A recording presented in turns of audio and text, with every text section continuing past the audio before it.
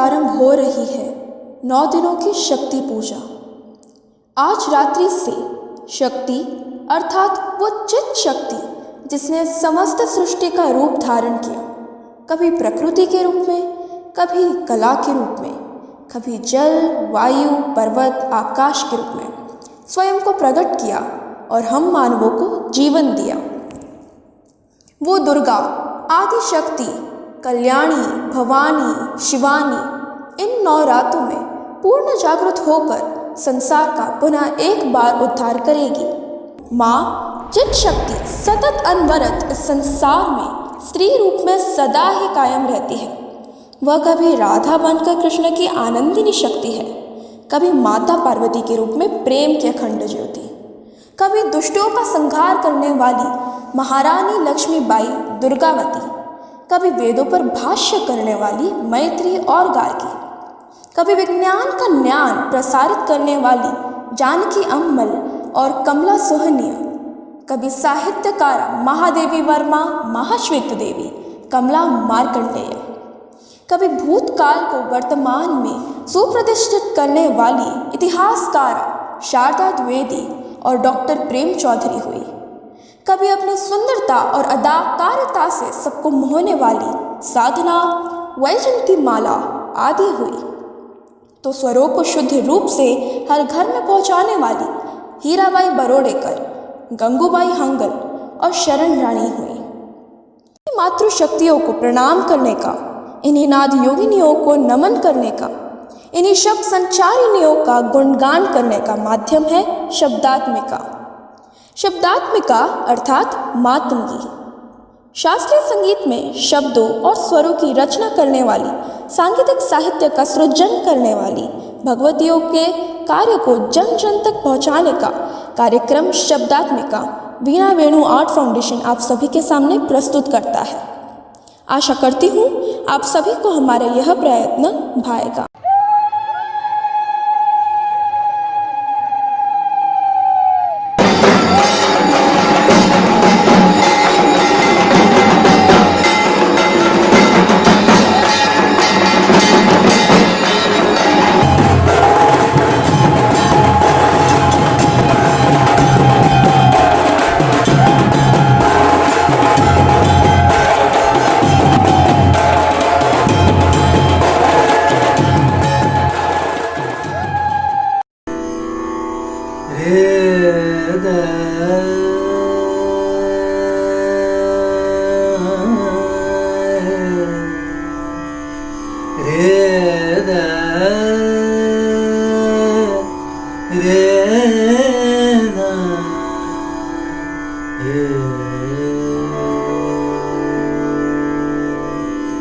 हे माँ तोरे शरण, हे माँ तोरे शरण, हे माँ तोरे शरण, हे माँ जगदम्बा, हे माँ तोरे शरण, हे माँ तोरे शरण।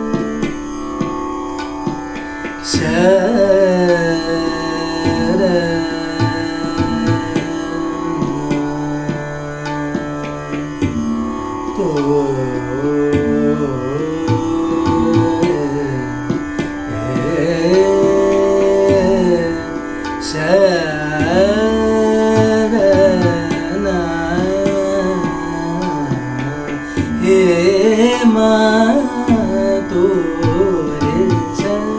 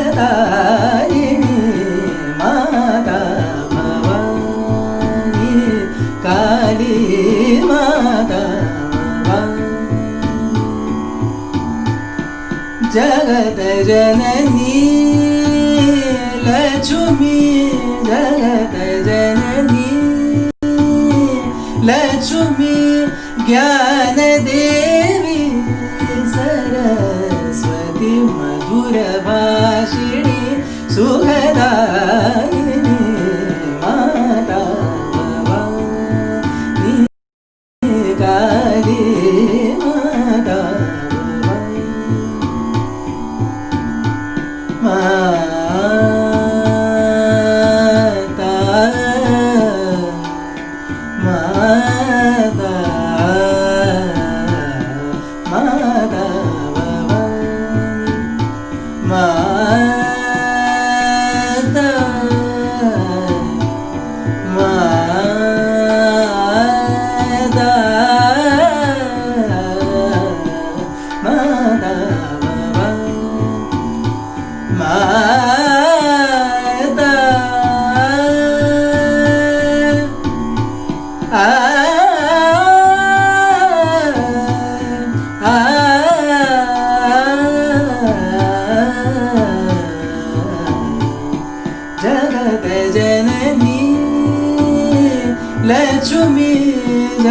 जगत जननी लक्ष्मी ज्ञान देवी सरस्वती मधुर भाषिणी सुखदायिनी माता भवानी काली माता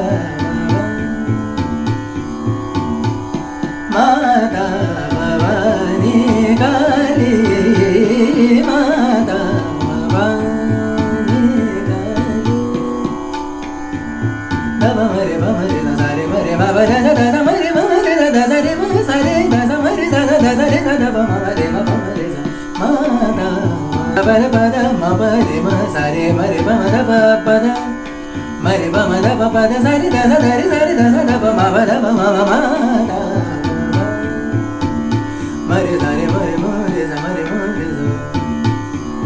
मरे मरे मरे मब मरे मबद सारे दादा मबद मरे मबद मरे सा माता बाबा दी काली माता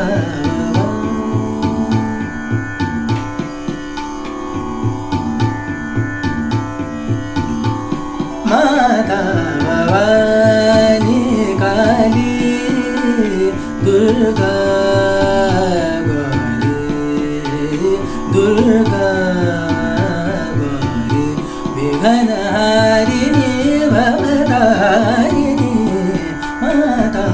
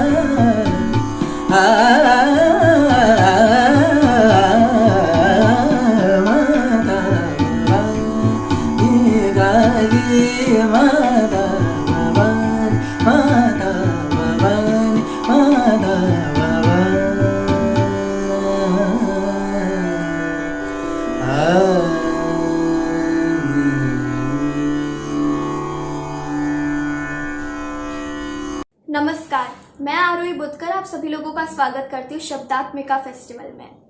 आप सभी को नवरात्रि की हार्दिक शुभकामनाएं। आज के हमारे कलाकार हैं डॉक्टर अतीन्द्र सरवड़ीकर। डॉक्टर अतीन्द्र सरवड़ीकर आज की युवा पीढ़ी के उल्लेखनीय गायक कलाकार हैं। प्रत्यक्ष मंच प्रस्तुति के साथ ही नवीन संगीत रचनाओं का सृजन, लेखन, काव्य, शोध और शिक्षा के क्षेत्र में भी आप ख्याति प्राप्त है। मातेश्री सुश्री वृंदा सरवड़ीकर तथा पंडित दत्तू सिंह घरेवार जी से आपने प्रारंभिक संगीत शिक्षा प्राप्त की तथा पिछले 18 वर्षों से स्वर योगिनी पद्म भूषण डॉक्टर प्रभा अत्रे जी के आप शिष्य हैं। संगीत विषय की डॉक्टरेट उपाधि प्राप्त करने का बहुमान आपको प्राप्त हुआ। शास्त्रीय राग संगीत के साथ ही ठुमरी, दादरा, गीत, गजल, भक्ति संगीत, फ्यूजन ऐसी कई संगीत विधा आप समान अधिकार से प्रस्तुत करते हैं। एक कलाकार के रूप में देश विदेशों की कई प्रतिष्ठित मंचों पर डॉक्टर अतीन्द्र सरवड़ीकर जी ने अपनी संगीत साधना का अभूतपूर्व परिचय दिया है। आप आकाशवाणी के मान्यता प्राप्त कलाकार हैं व देश के कई महत्वपूर्ण पुरस्कारों से आप सम्मानित हैं। Dr. Radhika is a well-known musician and the disciple of Pandit Shriram Umrekar and Pandit Vishnu Mohan Bhatt. She has done her PhD in Indian classical music, vocal and instruments. She is the first lady Vichitra Veena player and innovator of the smallest Vichitra Veena. She is also the director of Veena Venu Art Foundation. Thousands of students have learned and are learning music under her guidance. She is a wonderful sitar player as well. Performed veena and sitar in most prestigious concerts worldwide. So let's begin with today's program. नमस्कार, आप सभी को नवरात्रि की हार्दिक शुभकामनाएं। अतीन्द्र, मैं आपका भी हार्दिक स्वागत करती हूँ। धन्यवाद। अतीन्द्र, जैसा कि आप जानते हैं कि हमारे भारतीय शास्त्रीय संगीत में कई सारी ऐसी महिलाएं हुई हैं जिन्होंने बहुत बड़ा योगदान दिया है शास्त्रीय संगीत के क्षेत्र में। वैसे बिल्कुल तो सही। सभी क्षेत्रों में महिलाओं का योगदान बहुत बड़ा रहा है और उन्होंने बहुत अच्छा काम किया है। लेकिन शास्त्रीय संगीत का क्षेत्र ऐसा रहा है जहाँ पर बहुत ज़्यादा स्ट्रगल करना पड़ा है महिलाओं को, और फिर भी उन्होंने एक न केवल अपना स्थान बनाया है, बल्कि बहुत सारी महिलाओं ने साहित्य के क्षेत्र में संगीत का जो साहित्य है, उससे भी बहुत समृद्ध किया है। एग्जैक्टली। हाँ, अगर हम शास्त्रीय संगीत की बात करते हैं अतीन्द्र, तो बहुत सारे ऐसे मुद्दे हैं, ऐसे विषय हैं जिन पर बात किया जाना बहुत ज़रूरी है। क्योंकि अगर हम राग समय की बात करते हैं, रागों के बदलते स्वरूप की बात करते हैं, साथ ही साथ बंदिश एक ऐसा क्षेत्र है जिस पर ख्याल गायन पूरा का पूरा, कहें हम अगर सही शब्दों में कहें तो पूरा का पूरा एक आधार है बंदिश ख्याल गायन का। और अत्यंत सुंदर कई सारी बंदिशों की पुराने समय में कई सारे रचनाकारों ने रचनाएं की हैं। मुझे लगता है बंदिश के बारे में बहुत ज्यादा विचार जो होना चाहिए उस तरह से हुआ नहीं है, या सही कहे तो बात नहीं हुई है। क्योंकि अगर हम बंदिश को लेकर बात करें तो आज भी बहुत सारे, अभी एक परसों का एक इंसिडेंस मैं आपको बताती हूँ अतीन्द्र, कि मेरे यहाँ जो बेचेस होती हैं उसमें से कई सारी बेचेस मेरे असिस्टेंट लेते हैं। तो एक एक छोटे बच्चों की बेच होती है जिनमें 5-6 साल के बच्चों की बेच है। पर क्योंकि ये उम्र है, जैसे मट्टी है वो लोग, तो मैं 3 दिन में एक बार उनकी बेच में एक बार जाके देखती हूँ। तो परसों मैं गई तो उन्हें एक बंदिश सिखाई गई थी। तो 5 साल की एक लड़की मुझे बोली, मैडम इस बंदिश का मुझे अर्थ जानना है। मैंने उससे कहा कि मैं इस बंदिश का अर्थ आगे कभी बताती हूँ। इसका कारण ये था अतीन्द्र, क्योंकि उस बंदिश मैंने भी बचपन में सीखी है, लेकिन अब मैं उसे क्या समझाऊँ, पिया आएंगे तड़प रहे हैं समथिंग। तो बहुत सारे बंदिशों के बारे में विचार होना आवश्यक है कि बंदिशों की शब्द रचना कैसी होनी चाहिए, सो ट्रू। रागों के अनुसार बंदिशें कैसी होनी चाहिए, राग का भाव, क्योंकि बंदिश की जब हम बात करते हैं तो बंदिशों में शब्दों का उच्चार कैसा होना चाहिए, शब्द संरचना कैसे होनी चाहिए, बंदिश का भाव क्या है, उस राग का भाव क्या है, वो गायक का भाव क्या है, उस समय जो ऑडियंस बैठी है उसका भाव क्या है बंदिश के बारे में, वो किस तरह के सुनने वाले किस तरह के बैठे हुए हैं। क्या वो एक उम्र दराज लोग हैं जो स्पिरिचुअल बंदिश सुनना चाहते हैं, या यंगस्टर्स हैं जो कुछ कर गुजरने की भावना से अभिप्रेत है, या छोटे बच्चे सामने बैठे हुए हैं जिन्हें बहुत सारे शब्दों का अर्थ नहीं समझ में आ रहा है। एकांतता कैसी होनी चाहिए बंदिशों में, ठीक है, ये सब बातें मुझे लगता है बहुत आवश्यक है। अच्छा, एक और चीज जिसके बारे में हम लोग बात करना चाहेंगे कि लंबाई बंदिशों की छोटी बड़ी होती रही है, ठीक है। बहुत बार स्थाई गाई जाती है, अंतरा नहीं गाया जाता। तो इस तरह की ये जो स्थाई अंतरा की आवश्यकता पे हम चर्चा होनी चाहिए, मुझे लगता है बंदिशों को लेकर। तो इसका क्या औचित्य है, बंदिश की लय क्या होनी चाहिए, बहुत फास्ट लय, क्योंकि आजकल फास्ट का जमाना है, शास्त्रीय संगीतकारों से वही एक्सपेक्टेशंस होती है कि बहुत फास्ट गाया जाए। तो ये सारी मुझे लगता है बातें होना बहुत आवश्यक है, और मैं शुक्रगुजार हूँ, मैं धन्यवाद देती हूँ उन सभी महिलाओं के, उन सब विदुषी संगीतकारों की जिन्होंने बंदिशों के बारे में सोचा है, उन्होंने अपनी बंदिशों की रचना की है, उन्होंने कुछ नया सामने लिया है। अब आपकी जो गुरु हैं डॉक्टर प्रभात्रे जी, गान सरस्वती प्रभात्रे जी, तो उनकी अगर हम बात करते हैं तो वो खुद कहती है कि मैंने जब सबका बहुत कुछ सुना, गाना रिकॉर्डिंग सुने, मेरा सीखना हुआ, उसके बाद मुझे लगा कि मुझे भी अपनी बंदिशें, क्योंकि मुझे अपने अपने आप को व्यक्त करना था उन बंदिशों को, ऐसा वो कुछ खुद कहती हैं। तो सबसे पहले तो मैं जानना चाहूंगी कि अतीन्द्र, आपका उनके बारे में थोड़ा सा, आप उनके बारे में बताएं हमारे श्रोताओं को। हाँ, बहुत अच्छा है, आपने बहुत अच्छा रिसर्च किया है, बहुत अच्छा लग रहा है।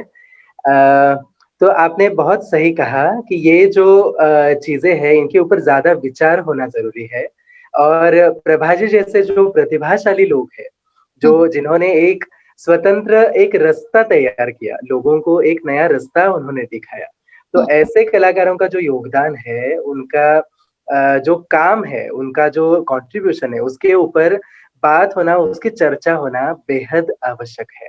जी। आपने बहुत अच्छे से इंट्रोडक्शन किया प्रभा जी का कि उन्होंने ऐसे क्रिएटिविटी बहुत की है।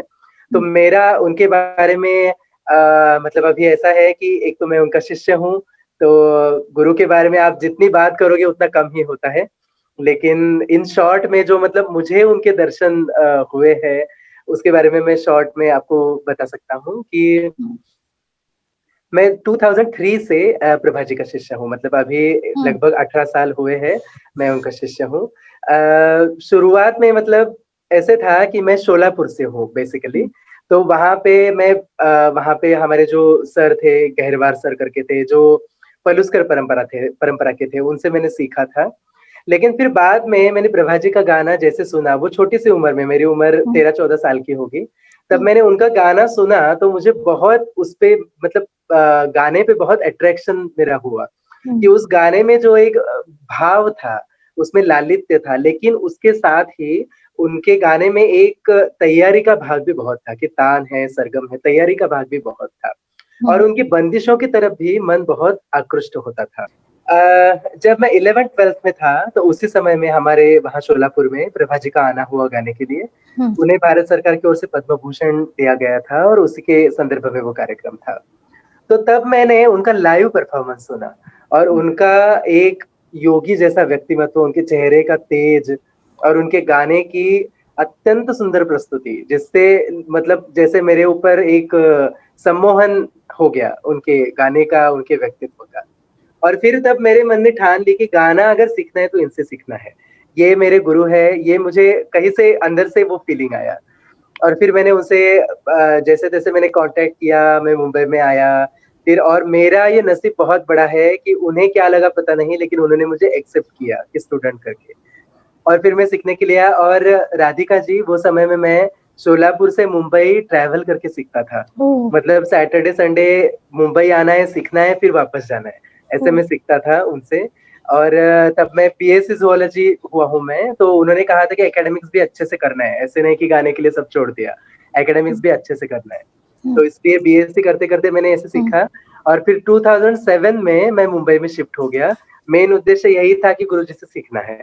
तो हुँ, उस फिर उसके बाद तो बहुत ज़्यादा और सीखने मिला, जब भी समय मिला उनके पास जाने मिला, उनके घर में रह के सीखने के लिए मिला।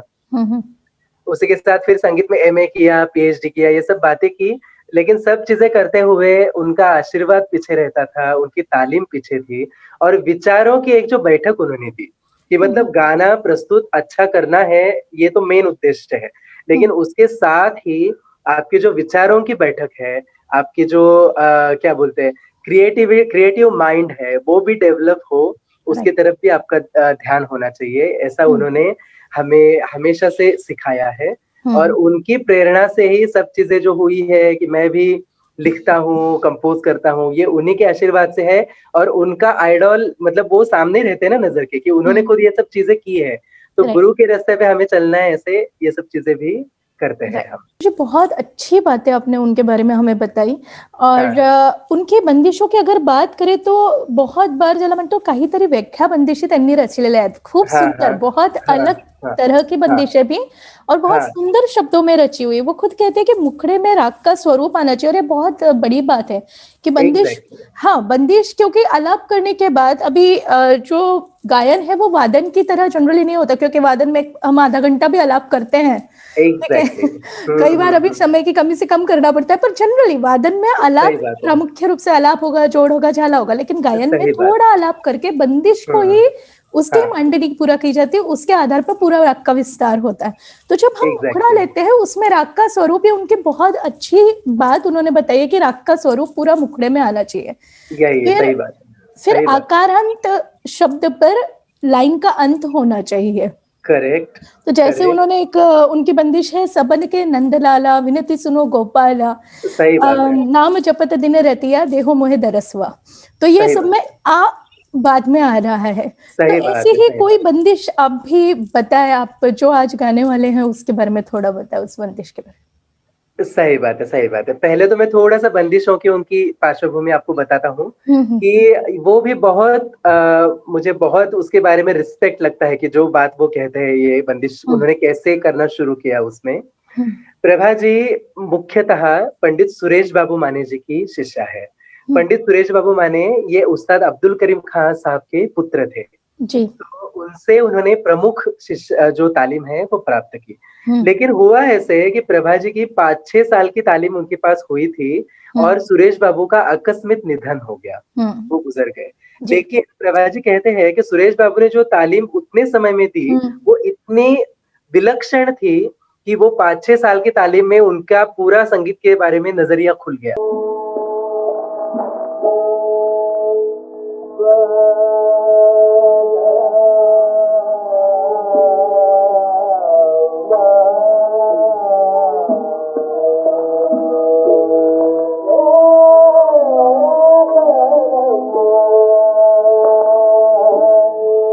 ऐसा उनका सिखाने का तरीका था सुरेश बाबू जी का।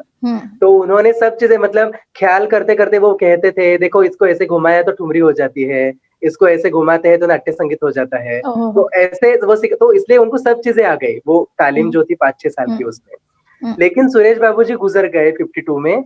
मतलब कब गुजर गए देखिए ना, प्रभा जी का जन्म 1932 का है। तो 52 में सुरेश बाबू गुजर गए, मतलब तब प्रभा जी की उम्र 20-25 साल की ही थी। तो वो गुजर गए। और फिर उसके बाद हीराबाई जी जो सुरेश बाबू जी की बहन थी, उनके पास हीराबाई बड़ोदेकर, उनके पास फिर प्रभा जी ने थोड़ा सीखा। लेकिन क्या था, वो समय में हीराबाई जी बहुत व्यस्त कलाकार थी, बहुत पॉपुलर थी, तो उन्हें सिखाने के लिए समय नहीं होता था। उनके पास तानपुरे पे उनकी संगत करना, यही उनकी शिक्षा होती थी हीराबाई के पास, कि उनके पीछे तानपुरे पे बैठना है कार्यक्रम में तो हो जाता था, ऐसे ऐसे होता था। लेकिन फिर क्या हुआ, बाद में सुरेश बाबू ने तालीम बहुत अच्छी दी थी, लेकिन रागों की संख्या वैसे कम थी, कुछ ही राग सिखाए गए थे। तो फिर बाद में इनको राग तो गाने थे ज्यादा, राग अलग अलग गाने पड़ते कलाकार जब नाम होता है तब। तो ऐसे समय में ऐसे था कि बंदिशें वो समय में नहीं थी उनके पास। और वो कहते हैं कि किसी गुरु के पास अगर सीखने के लिए जाना है, किसी व्यक्ति के पास सीखने के लिए जाना है, तो फिर उनका गंडा बांधना पड़ेगा, वो समय के प्रथा के अनुसार गंडा बांधना पड़ेगा, उनका गुरु करके नाम लगाना पड़ेगा, ये सब चीजें थी। तो प्रभा जी कहते हैं कि मेरे गुरु के बारे में, मतलब गुरु शिष्य में इतना प्रेम था, इतना आदर था कि वो बोले कि मेरे गुरु की जगह पे मुझे और किसी को नहीं बिठाना है। सही बात है। तो और किसी को नहीं बिठाना था, इसलिए किसी के पास गए नहीं और फिर उन्होंने खुद बंदिशें करना शुरू की। और देखिए, मुझे लगता है कि इस बात की दखल संगीत जगत ने, शास्त्रीय संगीत जगत ने लेना बहुत जरूरी है कि एक कलाकार जिसने पूरी जिंदगी सिर्फ खुद के कंपोजिशन गाए, स्वतः के कंपोजिशन गाए और ये मकाम हासिल किया, इतने टॉप कलाकार रहे हैं। लोगों के नजर में उनके प्रति, गाने के प्रति जो प्रेम है, गाना उनका इतना पसंद किया है लोगों ने। और फिर ये जो इतने सारे उन्हें मतलब वेस्टर्न म्यूजिक में जैसे बीथोवन, मोजार्ट, ये लोग हैं कि उनकी सिम्फनियां लोग गाते हैं, ये करते हैं, उस लेवल की ये भारतीय शास्त्रीय संगीत की कलाकार है कि जिसने स्वतः निर्मित से गायकी, बंदिशें सभी स्वतः निर्मित करके ये मकाम उन्होंने हासिल किया है। इसकी दखल हर एक ने लेनी चाहिए, लेना आवश्यक है। क्या बात है। उनकी अगर आप कोई बंदिश, आप जो गाने वाले हैं, उन बंदिशों के बारे में थोड़ा सा। उनकी बंदिशों के बारे में, जैसे कि आपने अभी मुखड़े की बात की है, तो एक बसंत मुखारी की बंदिश, वो बंदिश मैं वो बंदिश मैं प्रस्तुत करूंगा। बसंत मुखारी की है, आज घर आए मोरे, वो जो बंदिश है, उसमें देखिए कैसे तान से उस मुखड़े की शुरुआत होती है और उसको जोड़ के ही एक तराना छोटा सा मैंने गाया है। तो उसमें ऐसे है कि प्रभा जी की जो विचारशीलता है वो आपको देखिए उसमें समझ में आएगी कि उस तराने की शुरुआत ओम शब्द से होती है। क्या बात? तो देखिए, तराने में ऐसे कहा जाता है कि तराने के शब्द जो है वो सूफीज्म के शब्द है। तुदानी, ओदानी, तन, ऐसे आमिर खान साहब बोलते थे कि ये सब सूफी स्पिरिचुअलिटी के शब्द है। तो उसमें उन्होंने हिंदू स्पिरिचुअलिटी का ओम जोड़ दिया है। तो एक बहुत ही अलग आविष्कार है। तो ये बंदिश और तराना आप जरूर सुनिए। जरूर।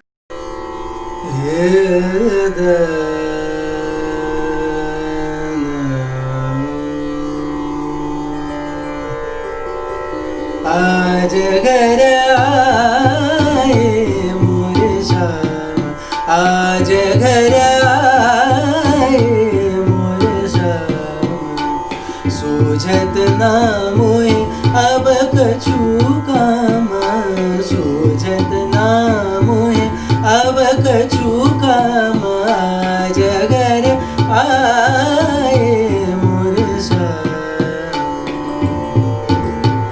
आज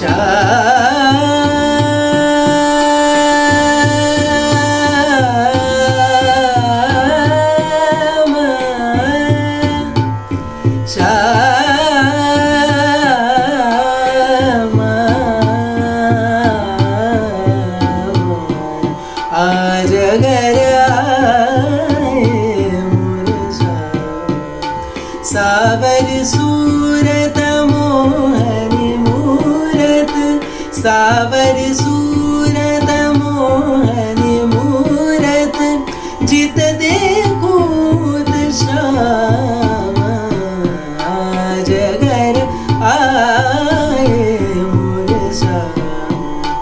सावर सूरत मोहनी मूरत, जित देखूं श्याम आज अगर आए मोर श्याम आज अगर आए मोर श्याम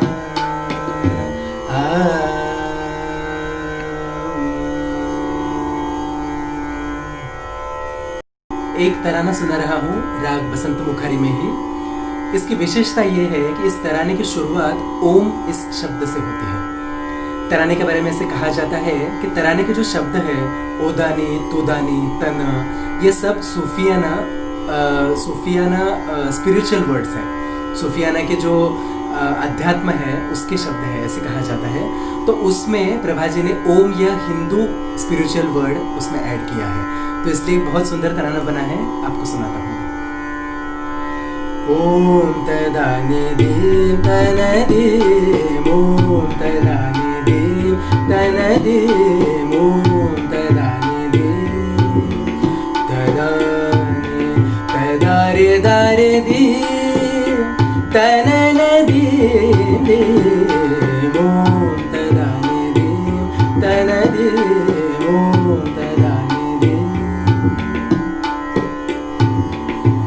ओदानी ओदानी दानी दीम तन, ओदानी ओदानी दानी दीम तन, तदनि दीम तनन तन दीम तदीम दीम, ओम तदानि दीम तन दीम, ओम तदानि दीम तन दीम, ओम तदानि दीम तन दीम।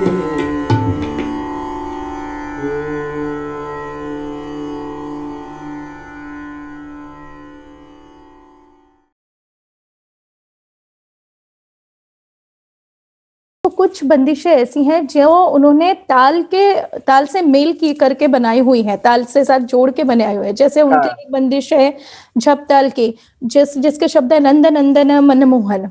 फिर एक रूपक की बंदिश है, तो जैसा ताल जाता है उस तरह की बंदिश है वो। बन बन ढूंढत मोरे प्यारे मोहन, कैसे पाऊ दरस बीत गई उम्र। तो इसमें वो जो तीन तीन ना धिन्ना धिन्ना है, तो वो एग्जैक्टली उसमें भी उभरता है। तो आपकी जो नेक्स्ट बंदिश है जो आपने भटियार में गाई है वो भी शायद कुछ ऐसी है, तो आप उसके बारे में थोड़ा बताइए। मतलब आप देखिए कि रूपक के खंड जो है वो 3 2 2 ऐसे खंड है। तो ये बंदिश चौथी मात्रा से शुरू होती है, मतलब 2 2 पहले आएगा। तो ऐसो ढीठ लंगर रोके मोरी डगर। क्या बात है, मतलब ऐसे है। और आपने जो शुरुआत में बात कही शब्दों के बारे में, तो वो इनकी बंदिशों को बहुत लागू होती है कि बंदिशों के जो शब्द होते हैं वो सुलभ, मतलब उच्चारण के लिए सुलभ, लोगों को समझने के लिए सुलभ, और उसमें नाद गुण होता है बहुत। जैसे आपने अभी नंद नंदन की बात की बंदिश की, तो उसमें देखिए नन मतलब अनुस्वार है वहां पे, तो वहां पे गुंजन पैदा होता है आवाज में, ठीक है ना। और आपने ये भी कहा कि ऐसो ढीठ लंगर, अभी तो लंगर र का अ का आ कर सकते हैं अलग जब आप गाते हैं तो बंदिशें भी इस तरीके की होती है। और एक बात है कि प्रभा जी के गायन की भी ये विशेषता है कि जैसे आपने कहा था कि बहुत लोग ऐसे होते हैं कि सम का अक्षर गा के छोड़ देते हैं, ठीक है ना। कि जैसे फॉर एग्जाम्पल अगर फॉर एग्जाम्पल बाजो रे बाजो अगर शब्द है तो बाजो रे बा गा के छोड़ देते हैं लोग। ऐसे प्रभा जी कभी नहीं करते हैं। हे मन मोहन श्याम अगर है तो श्याम म पूरा गाया जाएगा, उसके बाद आलाप किए जाएंगे, ठीक है ना। तो इसलिए जो सामान्य श्रोता है, जो संगीत बहुत नहीं, उनको भी इनका गाना बहुत अच्छा लगता है, क्योंकि शब्द समझ में आते हैं, उसका मीनिंग समझ में आता है, उसके उच्चार नादमय होते हैं, ब्यूटीफुल वॉइस क्वालिटी होती है। ये सब रियाज से हासिल किया होता है। हाँ, ये सब गॉड गिफ्टेड वाली बात नहीं है। ये सही बात है। आवाज का भी गुंजन जो है वो रियाज से पैदा किया जाता है आवाज में।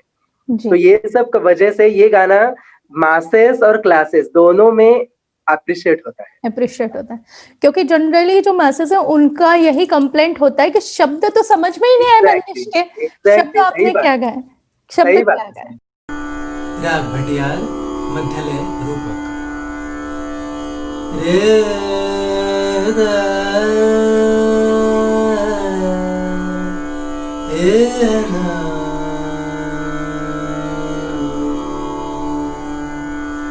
ए सो ढी ड ला ग ए सो ढी ड ला ग रोके मोरे डगर रोके मोरे डगर मूसा कहत मधुर मूसा कहत मधुर ऐसो ढीठ लगर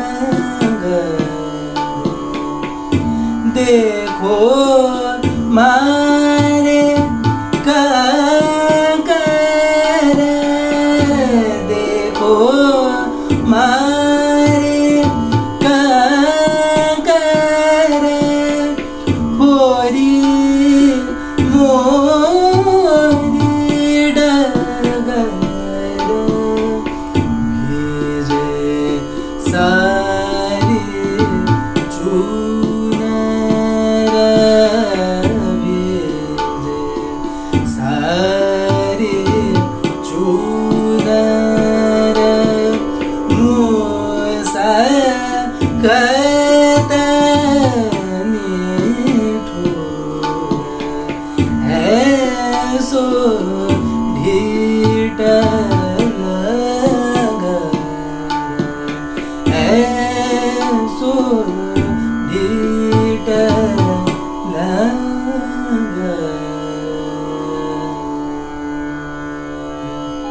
ऐसी कोई बंदिश जो जिसमें उन्होंने तैयारी, क्योंकि जैसे आपने कहा उनका तैयारी, और हमने भी सुना उनका तैयारी का काम भी जबरदस्त है, तो जिस बंदिश में तैयारी का काम भी हो, ऐसी कोई बंदिश आप हमें सुना सकते हैं तो? एग्जैक्टली, एक तोड़ी की बंदिश आपको सुनाता हूँ। देखिए, उसकी शुरुआत ही तान से है अरे और वाह! तान से गाकर उसमें मतलब आगे का जो पार्ट है उसमें भी मतलब बहुत इंट्रिकेट ताल से खेलना है और आप तानकारी करके आलाप करके वो मुखड़ा उठाना एक बहुत ही चैलेंजिंग काम है। तो आप देखेंगे प्रभा जी का तानों के ऊपर भी अपना एक विचार है कि तानों में भी वो कहते हैं कि तान तैयारी की चाहिए, फास्ट चाहिए, आपको रियाज करना चाहिए उसके लिए, लेकिन वो तान गाते हुए उसमें से जो भाव है वो चला जाना नहीं चाहिए पूरी तरह। बहुत लोगों का कैसे होता है कि आलाप बहुत अच्छे से स्लो करते हैं, लेकिन तान गाते हैं तो एकदम धनी धनी धनी धनी पदा पदा पदा ऐसे एकदम मतलब बहुत ही गाना चेंज हो गया, आवाज ही एकदम चेंज हो गया तान गाते हुए, ऐसे होता है। तो उनका ऐसा नहीं है कि पूरे गाने में एक जो फील होता है वो कायम रहता है और तान में भी उसको कहीं हानि नहीं पहुंच सकती है। जा रे पथिकवा जा रे पथिकवा मोरले जा, ये पंचम देखिए कैसे रखा है, मोरले जा संदेशवा पिया के पास उनसे कहियो जा रे पथिकवा वाह वाह वाह! जा रे पथिकवा जा रे पथिकवा जा रे जा रे पथिकवा जा रे पथिकवा।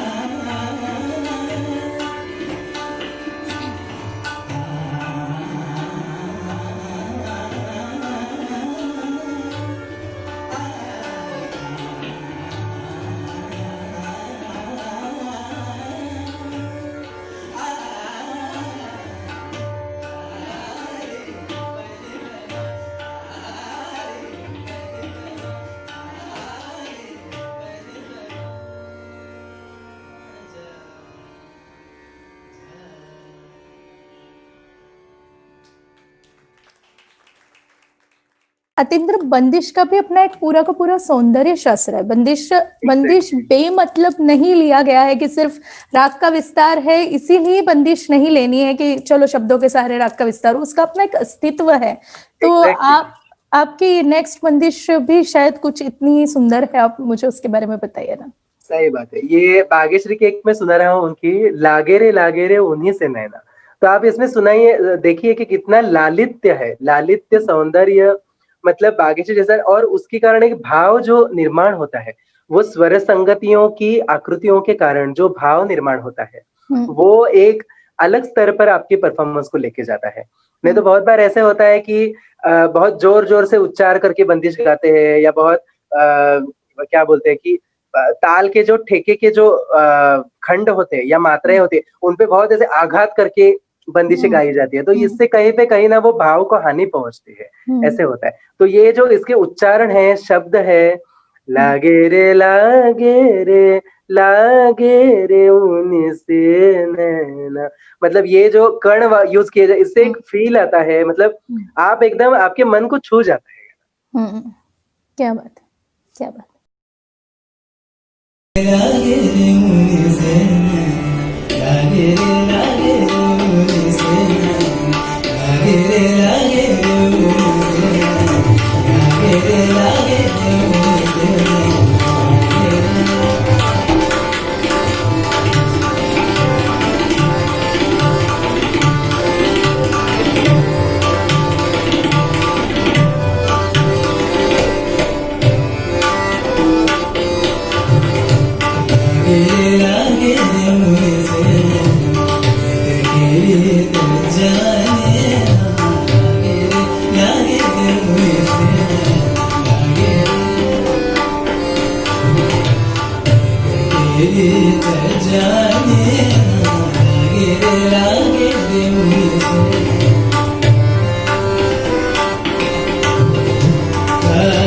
कबू में जी के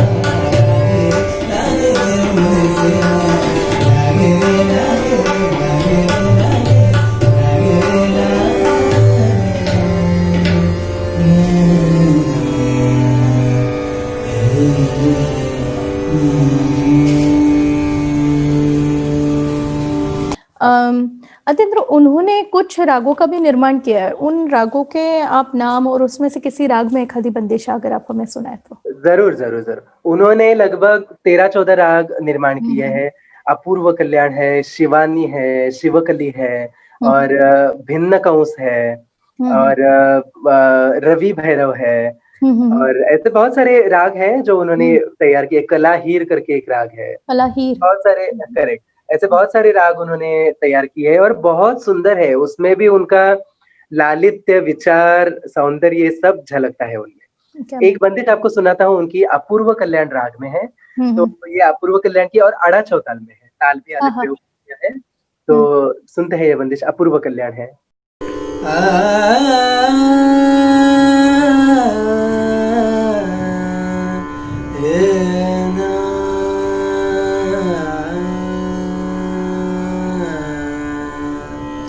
ऐसी लगन तुम्हें सुलागी, ऐसी लगन तुम्हें सुलागी, मोरे साई काहे करत देरी। ऐसी लगन तुम्हें सुलागी, ऐसी लगन तुम्हें सुलागी।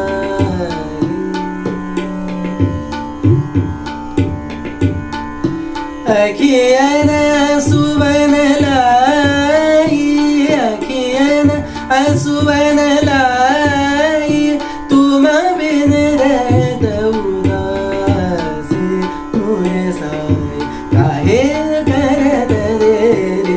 ऐसी लगन तुम्हें सुलागी, ऐसी लगन तुम्हें सुला, लगन तुम्हें सो, ऐसी लगन तुम्हें सो लागी, ऐसी लगन तुम्हें सोला।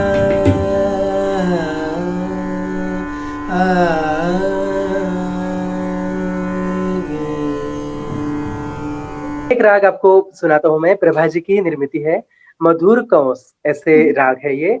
तो उसमें उन्होंने ऐसे किया कि मालकंस में 2 गंधार रखे हैं, ऐसा राग है।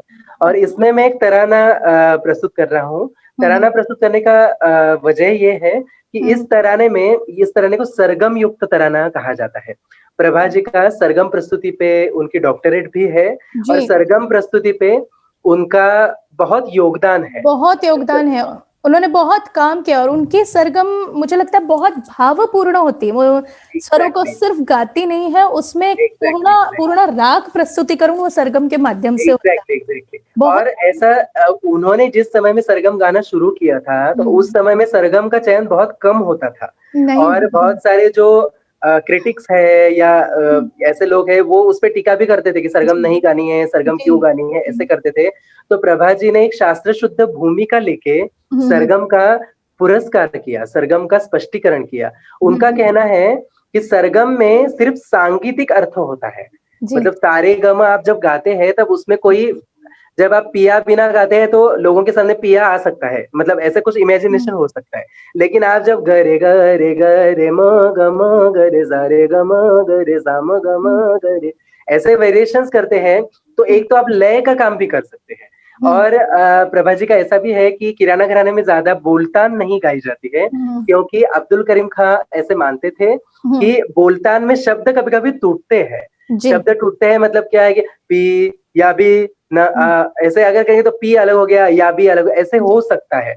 मतलब अच्छी बोलतान गाने वाले लोग भी है, मैं ऐसे नहीं बोल रहा हूँ कि कोई गा ही नहीं सकता है, अच्छे बोलतान गाने वाले लोग भी है, लेकिन जनरली ऐसा होने का एक बहुत बड़ा धोखा होता है, एक डेंजर होता है कि आपके वर्ड्स टूट सकते हैं। तो प्रभा जी कहते हैं कि आप अगर सरगम से लेकर ही करेंगे तो वर्ड टूटने का कोई रिस्क ही नहीं है, क्योंकि एक ही अक्षर है ना सरगम का, तो वो टूटने का कोई धोखा नहीं है उसमें। आप कोई भी स्थिति में कर सकते हैं, आलाप जैसे सरगम कर सकते हैं, बीच में बोलतान जैसे लयकारी की कर सकते हैं, फास्ट में तान जैसे कर सकते हैं, तो हर स्वरूप में कर सकते हैं। तो ये जो मैं मधुर कंस का तराना गा रहा हूँ, इसमें बंदिश में ही, तराने के बंदिश में ही सरगम डाली हुई है, और बहुत कॉम्प्लेक्स और बहुत सुंदर सरगम है, आप जरूर सुनिए। जरूर। और मुझे लगता है अतिंद्र, सरगम मतलब ये मेरा पर्सनल वो हो सकता है कि मुझे हमेशा से सरगम सुनना बहुत पसंद है। नहीं, और जनरल ऑडियंस जो होता है ना, उनको सरगम बहुत अच्छी लगी, ये मेरा भी अनुभव है कि समझिए आपका कहीं छोटे गाँव में कार्यक्रम है, जहाँ पे बहुत समझने वाले लोग नहीं हैं। आप ख्याल गा रहे हैं तो वो सुन, लेकिन आप सरगम शुरू करते हैं तो वो ताली बजाना शुरू करते हैं। मतलब क्योंकि लोगों से वो कनेक्ट जो है, उसका लय का जो हाँ, कनेक्ट है, वो बहुत अच्छे से होता है। लय और का बोलचाल कनेक्ट के बारे में मैंने जैसे कहा कि जनरल ऑडियंस जो है, उनका कभी-कभी ऐसा होता है, उनको समझ में आता है कि वर्ड टूट रहे हैं। हाँ, समझ रहे हैं ना? तो फिर हाँ, उनको लगता है ये अनर्थ हो रहा है, तो फिर वो हाँ, थोड़ा हँसने लगते हैं, ये ऐसे कुछ हाँ, होता है थोड़ा-सा। हाँ, तो वो जो धोखा है वो सरगम से दूर हो सकता है। दूर हो देखिए इसके बारे में बहुत सारे मत हैं। कुछ लोग ऐसा मानने वाले भी हैं कि सरगम से बहुत नुकसान होता है, बिल्कुल मत गाओ। ऐसे लोग भी हैं। लेकिन ऐसे मुझे लोग लगता है कि ये हर आर्टिस्ट का चॉइस है। चॉइस हर आर्टिस्ट को क्या अच्छा लगता है। वो अभी हमारे ट्रेडिशन में वो गाते आए हैं लोग, अब्दुल करीम खान से ही गाते आए हैं लोग और बिल्कुल। प्रभा जी ने इतना सुंदर उसको प्रस्तुत किया है। हुँ, मतलब हुँ, मैंने लाइव कॉन्सर्ट में जब भी प्रभा जी की संगत की है पीछे उनके बैठ के हुँ, तानपुरे पे, हुँ, स्वर मंडल पे, तब मैंने हमेशा देखा है कि वो जब सरगम गाते थे, हुँ, तो इतना लोग उसको भरपूर प्रतिसाद देते थे, खड़े हुँ, होके लोग ताली बजाते थे, इतना मैंने हुँ, देखा है। हुँ। लोग बहुत पसंद करते हैं सरगम क्योंकि स्वरों का को। अपना एक अस्तित्व है, उनका एक अपना रूप है ना? एग्ज़ैक्टली, हमेशा उनको एग्ज़ैक्टली। शब्दों के पीछे डालकर प्रस्तुत करना ही आवश्यक नहीं, उनको एज़ इट इज़ वो पूरी एग्ज़ैक्टली, एग्ज़ैक्टली। तरह एक अलग मटेरियल है ना वो, जैसे हाँ, बोल है, आलाप है, वैसे सरगम एक अलग मटेरियल है। मटेरियल उसको है। एक्सेप्ट करना चाहिए, लेकिन कुछ लोग नहीं करते हैं। हुँ, लेकिन प्रभा जी ने उसको बहुत पुरस्कार बहुत किया है, सही, उसके लिए बहुत उन्होंने सही। झगड़ा भी किया है। यहाँ और ये करियर तक। से सीखने जैसा है, यही करियर एग्ज़ैक्टली, सीखने एग्ज़ैक्टली, जैसा है एग्ज़ैक्टली, कि एक आर्टिस्ट जब आप आते हैं तब आपको अपना जो विचार जब आप सामने एग्ज़ैक्टली। लाते हैं तो उसका विरोध भी होता है और उसको होता है ना, सामने होता है ना। नहीं, बहुत बार क्या होता है शास्त्रीय संगीत में कि हर व्यक्ति का ऐसा होता है कि खुद जो सीखे हैं, उनके गुरु ने उनको जो सिखाया वही सही है, ऐसे लोग मानते हैं। उसके उसको छोड़ के अलग अगर किसी ने कुछ किया तो वो एकदम से एक्सेप्ट नहीं करते, ऐसे होता एक्सेप्ट है। नहीं करते। राग मधुर कंस सरगम युक्त तरणा तनन तानु दिर दिर तदानि दानि तनन तानु दिर दिर तदानि दानि दानि दानि दिर दिर तदानि दानि दानि दानि तदानि तदानि तनन तनन तानु दिर दिर तदानि दानि तनन तानु ओ दानी दानी दानी दानी ओ दानी दानी दानी दानी सानी द मग नि द मग मग नि द मग सानी सानी द म सानी द म मग मग सानी सा मग सानी मग नि द सानी द मग सा ग म द नि सा ग म द नि सा ग म द तनन तानु दे दे त दानी दानी तनन तानु तनन ता तनन तानु।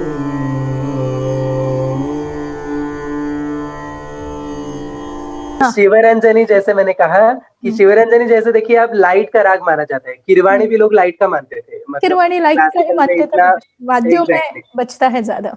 Exactly exactly. तो ये रागों में भी बंदिशें प्रेजेंट करके वो प्रभा हुँ, जी कहते हैं कि आप जिस तरीके से उनको ट्रीटमेंट देते हो वो हुँ, स्वरों को, हुँ। वैसा वो राग लगता है। जी। आप उस राग को लाइट जैसे ट्रीटमेंट देंगे, उसमें मुर्कियां ज्यादा डालेंगे ये तो वो लाइट लगेगा। हुँ, लेकिन आप अगर उसको क्लासिकल जैसा ट्रीट करेंगे उसको, तो फिर वो क्लासिकल लग सकता है। वो गाने वाले पे डिपेंड है। तो ये शिवरंजनी की बंदिश सुनिए, देखिए बहुत अच्छे ताल के साथ हुँ, भी, हुँ, वर्ड्स भी, सब हुँ, उसमें बहुत सुंदर तरीके से उतरा है। हुँ, सुनते हैं शिवरंजनी की। हुँ। राग शिवरंजनी रे द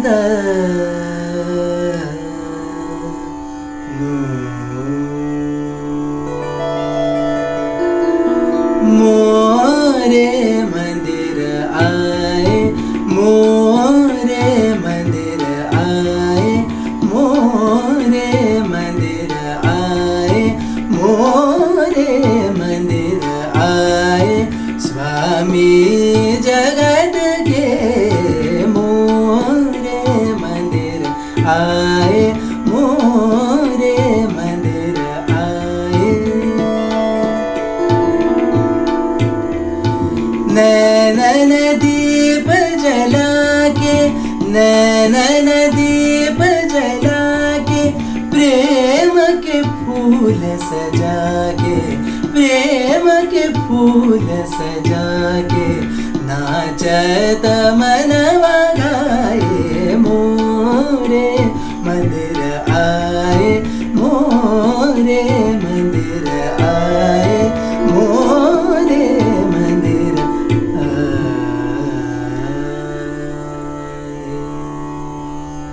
बहुत सुंदर गायन की रचना है चतुरंग।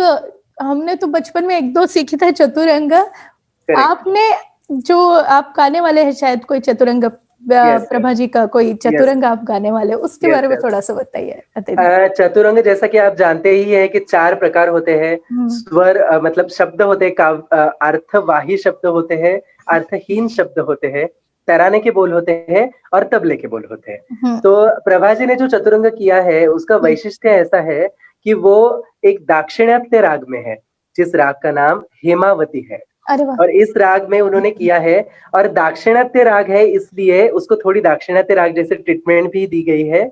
और उसमें जैसे मैंने कहा कि तबले के बोल होते हैं, तो उन्होंने वहां पे मृदंगम के बोल डाले हैं, तक धीमे धीमे तक ये बोल डाले हैं। क्या बात है। और प्रभा जी ने ही एक विचार ऐसा सामने रखा था कि अगर मैंने जैसे कहा कि 4 भाग होते हैं, अर्थहीन, अर्थवाही, सरगम होता है, तालवाद्य के बोल होते हैं। तो ये जो 4 घटक है उनका विस्तार उन्हीं घटकों से किया जाना चाहिए। कि अगर शब्द वाला पार्ट है तो उसका शब्दों से आलाप कीजिए, अगर अर्थहीन वाला तराने वाला है तो उसका दिम दिम देरना उससे कीजिए, सरगम वाला है तो सरगम के वेरिएशन कीजिए। वो मैंने करके दिखाया है मेरे वीडियो में, आप जरूर देखिए। ये भी एक नया कंसेप्ट है। और चतुरंग कहाँ सुनने मिलते हैं? चतुरंग बिल्कुल बहुत लोक पावला, ऐसा हम कह सकते हैं, बहुत ही रेयरली सुनने को मिलता है चतुरंग। और क्या है, 2-3 चतुरंग जो है जो सिर्फ एग्जाम्स के स्टूडेंट्स तक सीमित है, वो थोड़े से इतने ड्राई है कि उसमें इंटरेस्ट नहीं लगता है बच्चों को, ऐसे होता है। तो थोड़ा सा ऐसे ब्यूटीफुल कंपोजिशन भी हो तो लोग और एंजॉय करेंगे उसको। शुरुआत में जो तराने का पार्ट है वो देरेना तदीम तदीम तन देरेना। अर्थवाही शब्द है, काम क्रोध मद मान मोहा, लोभन क्षोभन रागन लोभा, जिनके हृदय बसत रघुराया, जिनके हृदय कपट, जिनके हृदय कपट न दंभ, उनके हृदय बसत रघुराया। ऐसे शब्द रखे उन्होंने, बहुत सुंदर शब्द भी है। आप सुनते हैं, क्या है, गाते हुए शब्द आते हैं, एकदम से बोलते हुए जरा भूल जाते हैं। तेरे ना दरे दरे तन देरे ना देरे ना दरे दरे तन देरे ना तन देरे ना तन देरे ना दरे दानी देरे ना दरे दरे तन देरे ना देरे ना दरे दरे तन देरे ना देरे ना दरे दरे तन देरे ना देरे ना दरे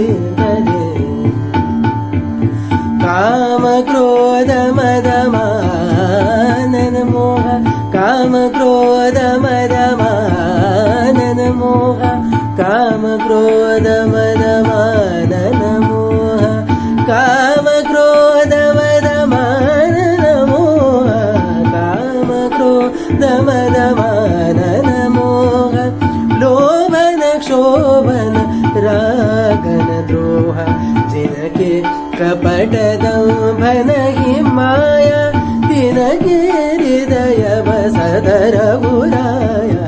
देरे ना दरे दरे तन देरे ना देरे ना दरे दरे।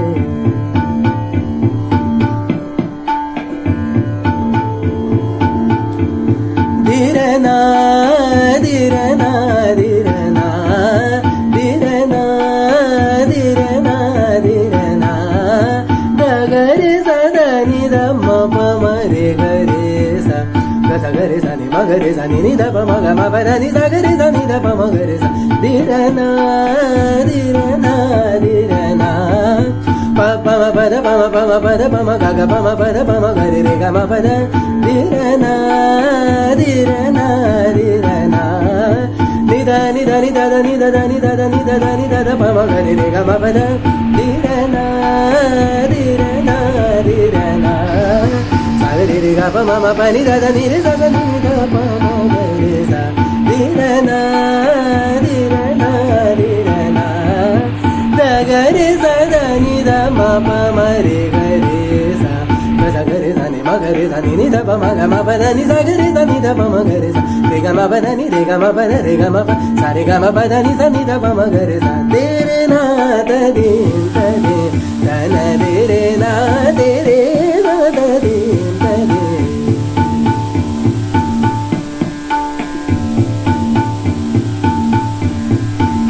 धिमि तक तक धिमि ताम तक धिमि ताम तक धिमि ताम तक धिमि ताम तक धिमि धिमि तक तक धिमि ताम तक धिमि ताम तक धिमि ताम तक धिमि तक धिमि धिमि तक तक धिमि ताम तक धिमि ताम तक धिमि ताम तक धिमि तक धिमि धिमि तक तक धिमि ताम तक धिमि ताम तक धिमि ताम तक धिमि तक धिमि धिमि तक तक धिमि ताम तक धिमि ताम तक धिमि ताम तक धिमि तक धिमि धिमि तक तक धिमि तक धिमि ताम तक धिमि ताम तक धिमि तक धिमि धिमि तक तक धिमि ताम तक धिमि ताम तक धिमि ताम तक धिमि तक धिमि धिमि तक तक धिमि ताम तक धिमि ताम तक धिमि ताम तक धिमि तक धिमि धिमि तक तक धिमि ताम तक धिमि धिमि तक तक धिमि ताम तक धिमि धिमि तक तक धिमि ताम तक धिमि ताम तक धिमि ताम तक धिमि तक धिमि धिमि तक तक धिमि ताम तक धिमि ताम तक धिमि ताम तक धिमि ताम तक धिमि ताम तक धिमि ताम तक धिमि ताम तक धिमि ताम धिमि ताम तक धिमि ताम धिमि ताम तक धिमि ताम धिमि ताम तक धिमि ताम धिमि ताम धिमि ताम धिमि ताम दे रे ना दे तने तन दे रे ना दे रे ना दे तने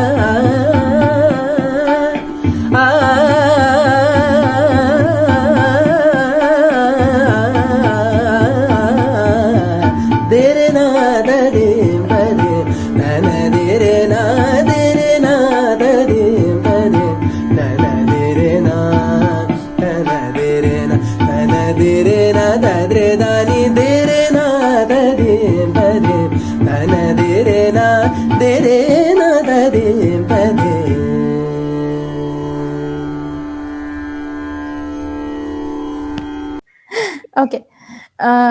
टप्पा जो हम कह सकते हैं कि कुछ घरानों में, ग्वालियर घराने में खासकर टप्पा बहुत बहुत गाया जाता है। और यह टप्पा की जो गायकी हर किसी के काम नहीं है, मतलब हर किसी के बस की गायकी नहीं है टप्पा, क्योंकि इतना फास्ट और बारीक तानों का काम है, सुंदर तानों का काम है टप्पे में। तो टप्पे को लेकर भी प्रभा जी ने बहुत काम किया है, बहुत सुंदर काम किया है, टप्पे लिखे हैं। उनका कोई टप्पा अगर आप सुनाए तो।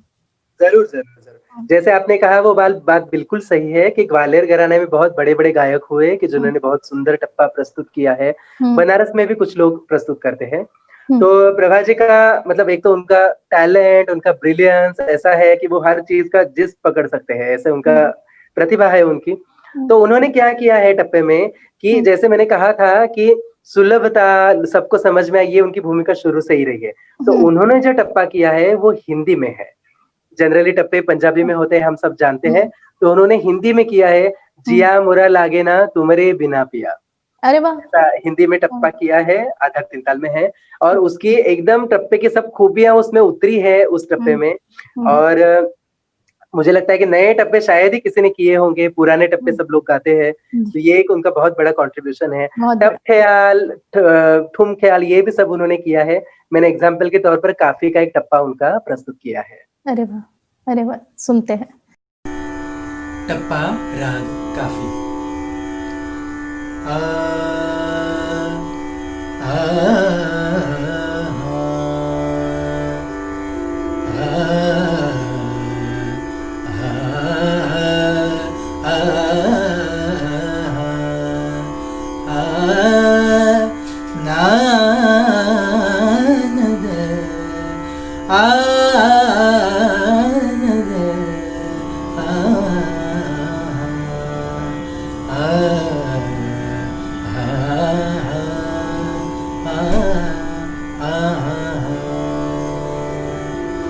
जिया मुरा लगे ना तुमरे बिना पिया, जिया मुरा लगे ना तुमरे बिना पिया, तरपत हूँ सैया दिन रे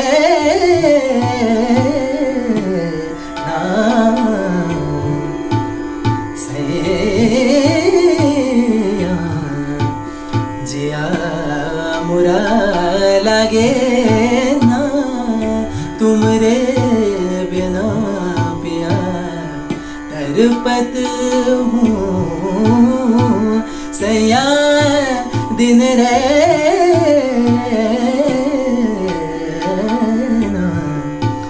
सैया,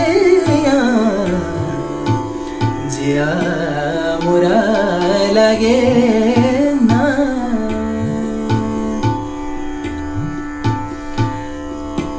तुम संग प्रीत लगा के पछताए, बेदर्दी हर जा जे अमुर लगे ना तुमरे बिना पिया, तुम संग प्रीत लगा के पछताए, बेदर्दी हर जाए, जिया मुरा लगे ना तुमरे बिना पिया, जिया मुरा लगे ना।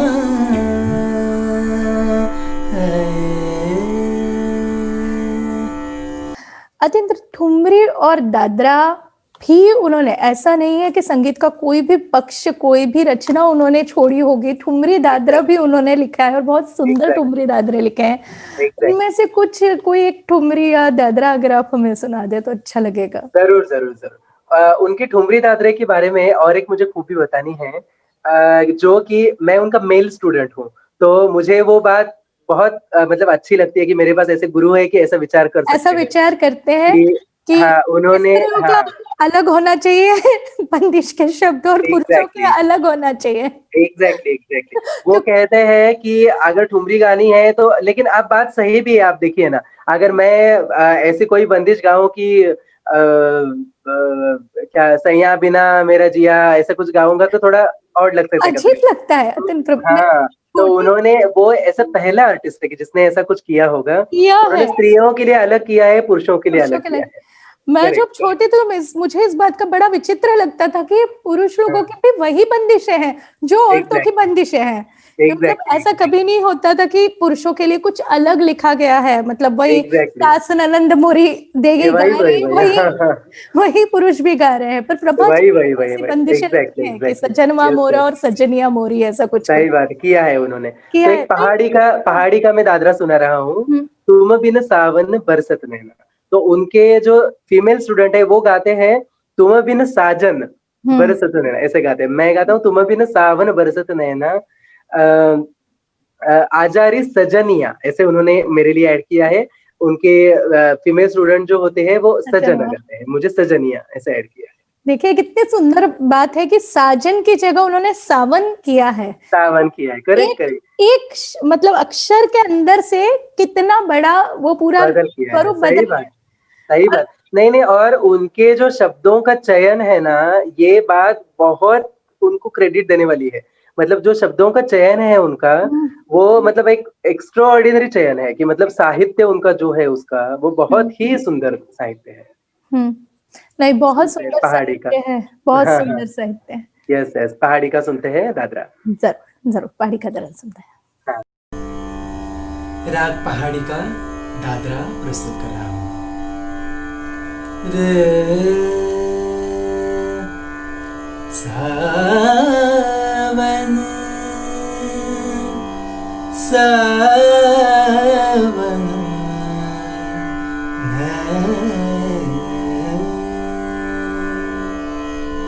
हो तुम बिन सावन, तुम बिन सावन बरसत नैना, तरसत निस दिन, तरसत निस दिन, आजरी सजनिया, तुम बिन सावन बरसत नैना, तुम बिन।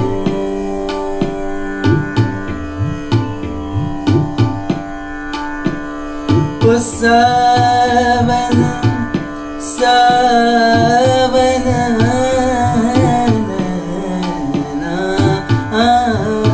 तुम बिन सावन बरसत नैना, तरसत निस दिन, आजरी सजनिया, तुम बिन सावन बरसत नैना, तुम बिन।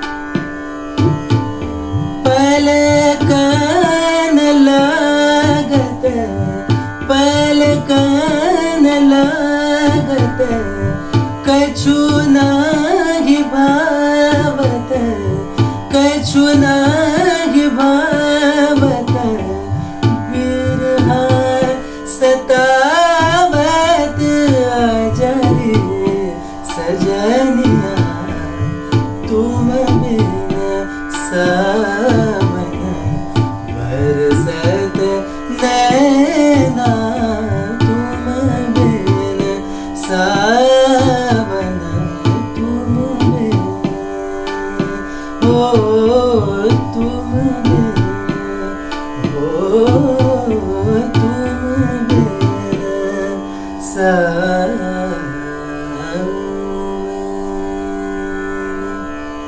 एक उनकी बहुत प्रसिद्ध रचना है तनु मन धनु तुम पे वरू, वो जरूर सुनना चाहेंगे हम सभी लोग आपसे। जरूर जरूर जरूर, इसमें भी आप वो सब चीजें आपको दिखेंगी, शब्दों का चयन ये सब। और इसमें देखिए तन के न पे सम है, तन मन न पे सम है, तो जो बहुत अच्छे तालिये हैं उनके लिए भी चैलेंजिंग है कि तन दूसरे शब्द पे वो सम सब तान गा के वहां पे वो सम पे आना, इज बहुत मुश्किल बात है। और उनका रिकॉर्डिंग आपने सुना होगा, घर घर में बजता है, शास्त्रीय संगीत की सबसे ज्यादा सेल आउट हुई ये रिकॉर्ड है, HMV द्वारा की गई थी। जी। और उसमें ब्यूटी दिखती है और लोग पसंद करते हैं बेहद। मतलब जो उनकी ये बंदिश है, मतलब कलावती आप किसी को गाने बोलेंगे लोग तनम नहीं गाते हैं। मतलब उनकी जो कंपोजिशन है, मतलब देखिए ट्रेडिशनल कंपोजिशन जो थी वो भी एक समय में नहीं थी, वो भी किसी ने की थी ना। आज इनकी नई कंपोजिशन लगती है, कुछ सालों बाद ये ट्रेडिशनल होने वाली है। मतलब इतना लोगों को वो अच्छा लगता है। और यही क्राइटेरिया होता है ना, सर्वाइवल ऑफ द फिटेस्ट जो है वो सब जगह पे अप्लाई होता है। तो क्लासिकल म्यूजिक में भी जो बेस्ट है वही रहेगा, वही रहेगा, सही बात है। और इनका गाना अत्यंत मधुर है, नादात्मक है, खूब Exactly. शब्दात्मक लयात्मक है, हम कह सकते हैं, खूब यस यस सुंदर, यस, जिसके मधुर है ये है, और है। राग स्वरूप जो है हाँ, उसको तोड़ने वाला नहीं है, मतलब तोड़ने वाला राग नहीं, स्वरूप में रह के ब्यूटी लाते हैं लहके वो। वाला। ये जो मुझे है ना, लगता ये है बहुत एडिशन कुछ relatable। वो जरूर करती है, जैसे उन्होंने एक जोकोन्स की बंदिश में कोमल करेक्ट किया करेक्ट है कहीं, करेक्ट वो करेक्ट। इतना उन्होंने सुंदर लगता है, वो दिमाग में बैठी करेक्ट है करेक्ट कोमली। कई सारे रागों में उन्होंने किया है कि श्याम कल्याण वो ज्यादा कल्याण अंग से प्रस्तुत करते हैं, हम्म जोग का उसमें गम पनी पर ये जोग अंग लेते हैं। हम्म ऐसे बहुत सारे विचार है उनके, जो वो कहते हैं कि अभी गोरख कल्याण में कल्याण है ही नहीं, तो उसको गोरख नहीं, कल्याण क्यों कहना है, क्यों कहना उसको है। सिर्फ गोरख कहो, उसको सिर्फ हाँ, गोरख कहो। रागों के ऐसे नाम वैसे होने चाहिए, करेक्ट जैसे करेक्ट, वो वैसा भी विचार एकदम उन्होंने किया है। वैसा भी लेकिन विचार था। विजनरी विजनरी होते हैं, वो एक अलग बात प्रस्तुत करते हैं। जैसे कि जय जयवंती भी राग है, वो दो अंगों से गाते हैं, हमें पता है, संग और बागेश्वरी अंग, सॉरी, जय जयवंती दो अंगों से प्रस्तुत करते हैं, देश अंग और बागेश्वरी अंग। तो दो अलग अलग तरीके के लोग गाते हैं। प्रभा जी क्या करते हैं, दोनों एक साथ प्रस्तुत करते हैं, और वैसी बंदिश उन्होंने बनाई है कि जिसमें दोनों अंग है। ओहो, ऐसी बंदिश में ये बारीकियों की बात है, जो लोग उसमें रस लेते हैं उनको वो उसका इम्पोर्टेंस समझेगा कि क्या स्किल लगता है ये सब चीजें करने के लिए। नहीं, बहुत, वो पूरी एक बहुत बड़ी गुणवंता है और बहुत विचारवंत है वो। यस यस उन्होंने यस, पूरा सार गर्भित विचार किया हुआ है संगीत का, हर एक एग्जैक्टली पक्ष एग्जैक्टली। और एक पहलू का। और संगीत का हर पहलू, मतलब उन्होंने लिखा है, रिसर्च किया है, कविताएं की है, लेक्चर डेमोन्स्ट्रेशंस दिए हैं। और फॉरेन में जो आजकल ये भी बात उनकी बहुत है कि फॉरेन में आजकल बहुत लोग गाते हैं, लेकिन जब प्रभा जी ने गाना शुरू किया था फॉरेन में, अमेरिका में ये वगैरह, जैसे रविशंकर जी ने सितार में किया, वैसे वोकल में प्रभा जी जब गई थी तब उनके पहले कोई नहीं गया था वहां पे गाने के लिए। शायद ही जो लोग जाते थे, एक आध दो कोई गए थे, वो कल्चरल डेलीगेशन से वगैरह गए थे, जो लोग गए थे वो। लेकिन कमर्शियल प्रोग्राम, ऑडिटोरियम में टिकट लगा के कार्यक्रम अमेरिका में इधर, वो पहली बार इन्होंने ही किया था। और वो बोलते हैं कि वो समय में लोगों को पता ही नहीं था कि क्लासिकल म्यूजिक में, इंडियन क्लासिकल म्यूजिक में वोकल म्यूजिक है, क्योंकि रविशंकर इतने पॉपुलर थे कि लोगों को लगता था क्लासिकल म्यूजिक मतलब सतार है, ऐसे लगता था। तो ये जाते थे, उन्होंने एक प्रेजेंटेशन पूरा बनाया था। शुरुआत में वो एक्सप्लेन करते थे कि वोकल यहाँ पे है, ऐसे ऐसे है, फिर गाते थे। तो ऐसे बहुत सारा उनका कंट्रीब्यूशन है। क्या है, उनको स्वर योगिनी कहा जाता है।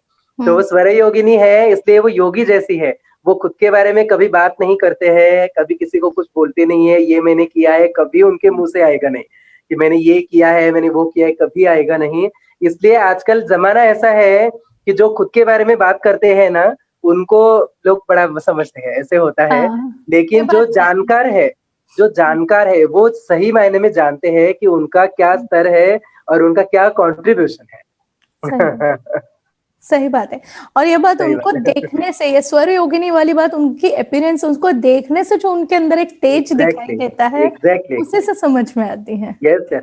और स्वभाव की भी बात है कि स्वभाव से जो उनकी नम्रता है, व्यक्तित्व में रुजुता है, कि मतलब बहुत सारे लोग होते हैं कि वो कलाकार बन गए तो बाबा बन गए, वो देखेंगे नहीं किसी की तरफ, ऐसे ऐसा नहीं है। जो उन्होंने एकदम बेसिक लेवल पे जाके लोगों के लिए काम किया है, ये जो काम है इसकी दखल और लेनी चाहिए हमारे सब लोगों ने, ऐसे बहुत हम शिष्यों को लगता है। बहुत आवश्यक है इनका ये जो काम है, ये बाहर आना चाहिए, पहुंचना चाहिए, ताकि बहुत सारे लोग सीखें, इससे फायदा उठाएं, क्योंकि बहुत बड़ा काम किया हुआ है। सही बात है।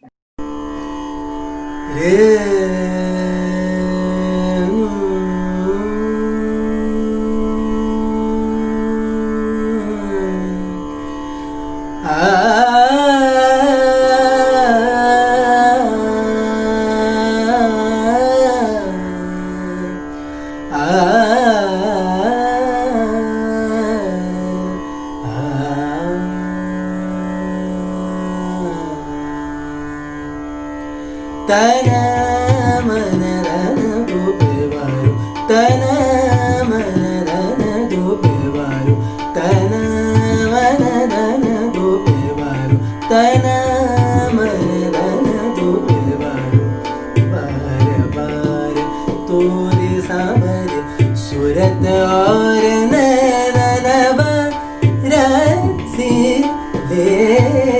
तना मन रन दो पेवारो, तना मन रन दो पेवारो, तना मन रन दो पेवारो, तना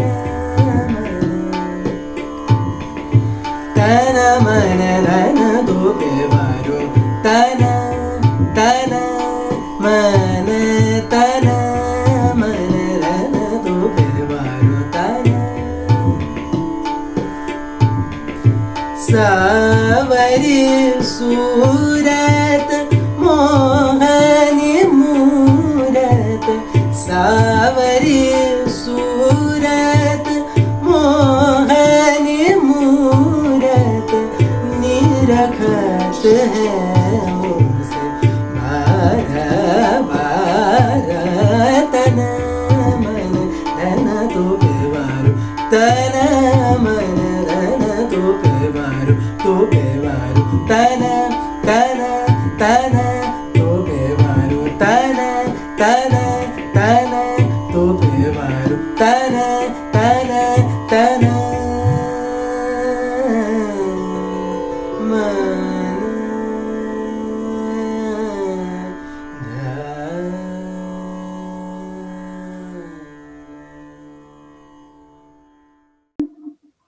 बहुत बहुत धन्यवाद अतीन्द्र, बहुत अच्छा लगा आपसे मिलकर, आपका गाना सुनकर, आपसे बात हाँ। करके। Thank you so much.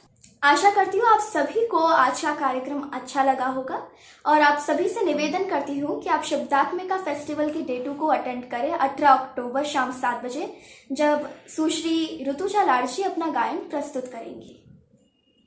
तन मन धन दो बेवारो तन मन धन दो बेवारो तन मन धन दो बेवारो तन मन धन दो बेवारो बार बार तोरे सामने सूरत और नैनवा रसी ले तन मन धन दो बेवारो तन मन धन दो बेवारो तन मन धन दो बेवारो तन मन धन दो बेवारो तन